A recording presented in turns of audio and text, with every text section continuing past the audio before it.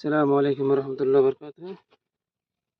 Hybrid মরিচ গাছ আজ থেকে 45 দিন আগে রোপণ করেছিলাম। এই যে মরিচের সবগুলো ইয়াতে কলি চলে আসছে।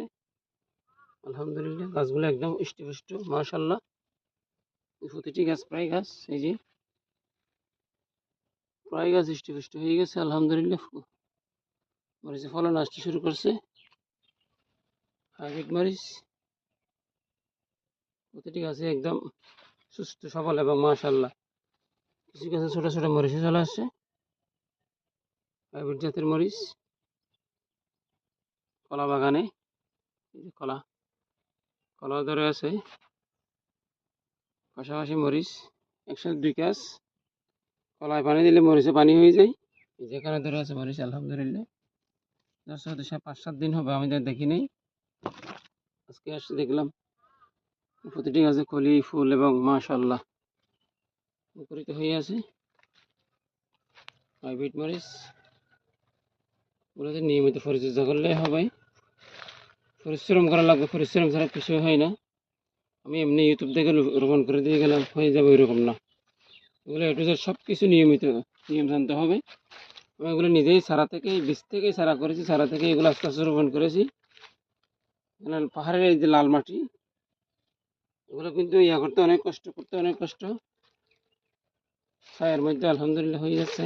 আলহামদুলিল্লাহ নিয়ামত। এটা একদম ছায়ার মধ্যে গাছটা, যেহেতু ফুল চলে আসছে এই যে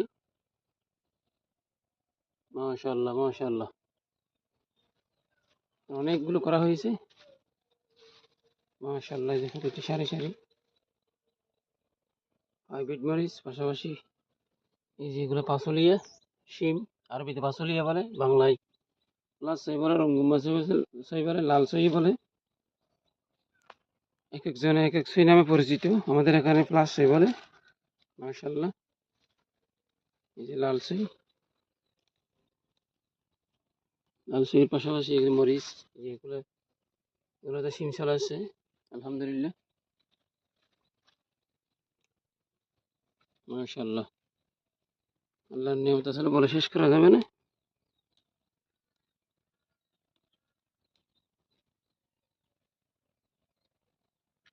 এর পাশাপাশি কলাতে পানি দিলে এখানে পানি দেওয়া হয়ে যায়। এক্ষেত্রে একটা সুবিধা আছে, প্রচুর সুবিধে। পানি দিয়ে কলাতে হয়ে যায়, মরিচে পানি দিয়ে কলাতে হয়ে যায়। এগুলো এক প্রকার সুবিধা মাশাআল্লাহ। আল্লাহর নিয়ামত। প্রতিটি গাছেই আপনার মরিচের ফুল চলে আসছে।